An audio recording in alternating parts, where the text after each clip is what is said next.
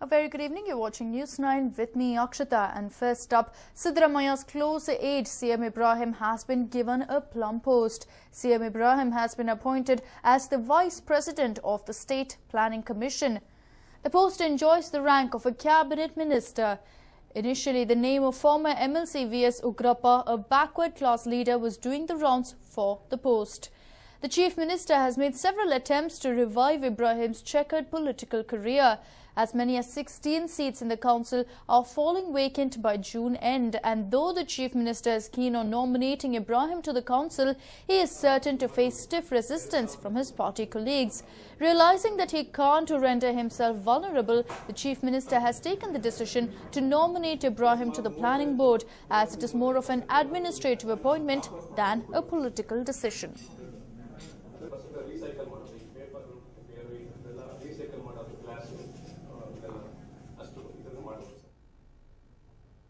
Well, it seems that it is raining hell in Karnataka. Within a span of the past 48 hours, the state has experienced an unprecedented loss to property as well as crops.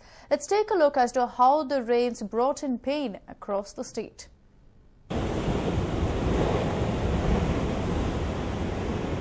It seems that the state is yet to face the worst of the monsoon fury.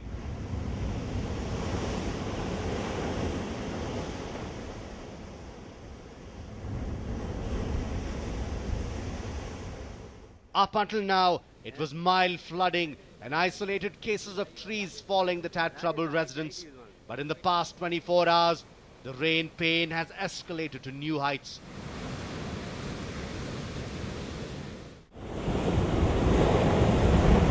Tidal fury in Mangalore. The coastal village seems to be bearing the brunt of cyclonic activities in the Arabian Sea. Heavy and untimely rains have caused severe loss to life, property and crops in Mangalore and 9 other villages in the vicinity of the city. Over the past 4 days, monster waves battered the Karavali coastline, causing severe damage in the villages of Ullal, Someshwar, Vagavirapatna and other surrounding areas. All buildings close to the coastline have been inundated by monstrous waves. First time ever ನಾನು ನೋಡಿದ್ದು. Normally ಮನ್ಸೂನಿಗೆ ಬರ್ತದೆ ಸ್ವಲ್ಪ ಒಂದು 10-12 ಅಡಿ ಒಳಗೆ ಬರ್ತದೆ, monsoon ಆದ ನಂತರ ಹೋಗ್ತದೆ ಹಿಂದೆ. ಇದು passage of cyclonic weather Nanauk, ಇದು ಯಾರು ನಮಗೆ ತಿಳಿಸಲಿಲ್ಲ. ಮೆಟೀರಿಯಾಲಜಿಕಲ್ ಡಿಪಾರ್ಟ್ಮೆಂಟ್ ಹೇಳ್ತಾರೆ depression in the Arabian sea ಎಂದು. Actually it is the Nanok cyclone havoc.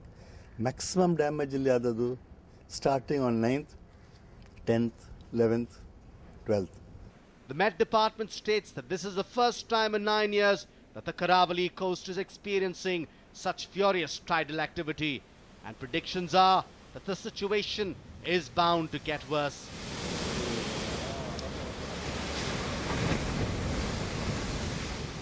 The unusual tidal activity has also caused severe losses to wheat growers in the region. Even though the government has stepped forward to invest 900 crore rupees to compensate for losses, experts believe that construction of wave breakers along the coastline would provide a more permanent solution.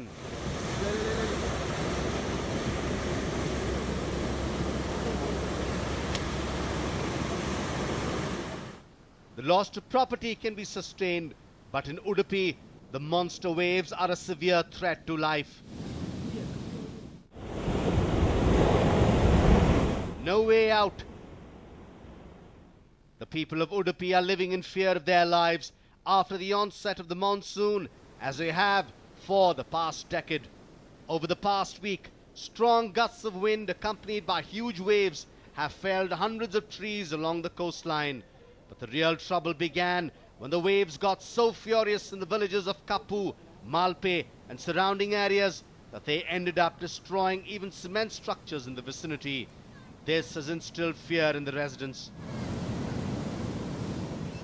Mrigashira ಮಳೆ ಒಂದು ವಾರ ಬರಲಿಲ್ಲ, ಅದರ ಮೇಲೆ 1-2 ದಿವಸ ಬಂದಿದ್ದ ಮಳೆಗೆ ಇಷ್ಟು ಕೊರತೆ ಆಗಿದೆ ಅಂದರೆ ಇನ್ನು ಮಳೆಗಾಲ ತುಂಬ ಇದೆ. ಯಾವಾಗ ಏನಾಗ್ಬೋದು ಅಂತ ಹೇಳಕ್ಕೆ ಸಾಧ್ಯ ಇಲ್ಲ. ಸಾಧಾರಣ 100 ಮನೆ ಇದೆ, ಜನ ಎಷ್ಟಿದ್ದಾರೆ ಅಂತ ಒಂದು ಅಂದಾಜು ಪ್ರಕಾರ ಹೇಳ್ಬೋದು. ಹೌದು, ಮತ್ತೆ ಕಡಲ್ ಬದಿಯಲ್ಲಿದ್ದವರಿಗೆಲ್ಲ ಪ್ರಾಬ್ಲಮ್ ಈಗ ಕಷ್ಟನೇ ಇದೆ. Residents of these villages have decided not to wait for authorities to act on the situation and have taken the onus on themselves to safeguard their loved ones. They are constructing a breakwater along the shoreline to reduce the intensity and impact of the waves.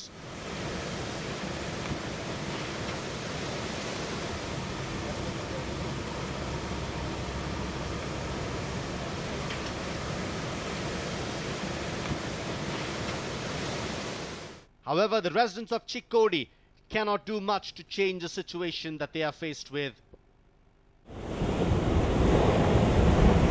Flooding panic in Chikkodi. It is not uncommon for the Vedaganga, Dudganga and Krishna rivers to flood during monsoon. However, incessant rains this year has led to unprecedented flooding in Chikkodi. Heavy winds and rains have blown out transformers and snapped telephone lines, cutting off all contact from nearby villages. Bridges connecting the taluk to 7 cities have been completely submerged under 8 to 10 feet of water. Inland areas have now overnight turned into an island. Hundreds have been displaced from their homes as a result of the flooding. ಯಾನ್ ಈಗ ಸತ್ತ ಪರಿವರ್ತನೆ ಆಗ್ತೈತ್ರಿ, ಮತ್ತು ಅವರು ಮಂಜೂರು ಆಗ್ತಾರೆ ಅಂತಾರ್ರಿ. ಅವರು ಅದ್ರಾಗ ಸತ್ತ ಪರಿವರ್ತನೆ ಆಗಿದಂದ್ರೆ ಅವ್ರು ಮಾಡಕ್ಕೆ ಸಿಗುಲ್ಯಾನ ಯಾನ್ ಗೊತ್ತಿಲ್ರಿ. ಖರೆ ಅವ್ರದ್ದು ಏನು ಪ್ರಾಬ್ಲಮ್ ನಮ್ಗೇನು ಗೊತ್ತಿಲ್ಲ. ಖರೆ ಆಗಿತ್ತಂದ್ರೆ ಚಲೋ, ಖರೆ ಯಾವಾಗ ಆಗ್ತಿದೆ ಅಂಬ. It is important to note that in addition to the rains in the taluk, heavy rain in Maharashtra too affects Chikkodi. Since Chikkodi lies downstream, heavy rains in Maharashtra cause severe flooding in the taluk. Despite repeated requests by residents, officials are yet to respond to their plight. Faced with a similar situation year upon year, locals here see no end to their misery. But the situation that the people of Kolar face comes as a complete shocker. 72 hours of devastation in Kolar. While farmers eagerly await the monsoon, rains this year have brought only trouble to the farmers of Kolar. Just 72 hours of heavy downpour, accompanied by hailstorms in isolated areas of the drylands, has ended up causing losses worth crores of rupees. ರೋಡುಗಳೆಲ್ಲ ಎಲ್ಲೂ ನೋಡಿದ್ರೂ ಕಲ್ಲು, ಬರೀ ಕಲ್ಲುಗಳೇ. ಬೆಳೆ ಎಲ್ಲ tomato, beans, ಮಾವಿನಕಾಯಿ, ತಿರುಗಿ ಮೆಣಸಿನಕಾಯಿ ಇವೆಲ್ಲನೂ ಫುಲ್ಲು ಡ್ಯಾಮೇಜ್ ಆಗೋಗಿದೆ. ಸುಮಾರು ಹೇಳಬೇಕು ಅಂದರೆ ನಾವು ಹೇಳೋಕ್ಕೆ ಆಗಲ್ಲ ಅದು ಎಷ್ಟು ಅಂತ. ಅದು ಅಷ್ಟು ಮಾತ್ರ ಹಾನಿಯಾಗಿದೆ. ಸುತ್ತಮುತ್ತ ಒಂದು 16 ಗ್ರಾಮಗಳಲ್ಲಿ ಎಲ್ಲನೂ ಬೆಳೆ ಹಾನಿಯಾಗಿದೆ. ಕಲ್ಲುಗಳು ನಾವು ಇದುವರೆಗೂ ನೋಡೇ ಇಲ್ಲ. ರೋಹಿಣಿ ಮಳೆಯಲ್ಲಿ ಯಾವತ್ತು ಮಳೆ ಬಂದಿರೋದು ಏನೋ ಅಷ್ಟೋ ಇಷ್ಟೋ ಬಂದಿದೆ, ನಮ್ಮ ಇದುವರೆಗೂ ನಾವು ನೋಡೇ ಇಲ್ಲ ಅಂತ ಕಲ್ಲುಗಳು ಬಿದ್ದಿರೋದು. Farmers here state that they were more than happy with the scanty downpour as opposed to this destructive rainfall, and with good reason. Initial estimates indicate losses worth over 104 crore rupees in just the villages of Bangarpet, Mulibaglu, Srinivaspura and Malur. The government is still silent on how it will compensate for the losses incurred by farmers. The government is yet to take action to curb the destruction caused by the fury of the rain gods. In the battle of the heavens versus men, it seems that the government has decided it is better to go down without putting up a fight. A News9 report. Moving on, with Father's Day just a night away, children in many households are preparing to make the day special for their fathers. But there are thousands of kids who are deprived of the privilege because of spousal disputes. This issue was brought to the fore by a protest at Town Hall today. Hundreds of protesters gathered in front of the Town Hall this morning with placards. It was in support of such fathers who lost the custody of their children, all thanks to the law.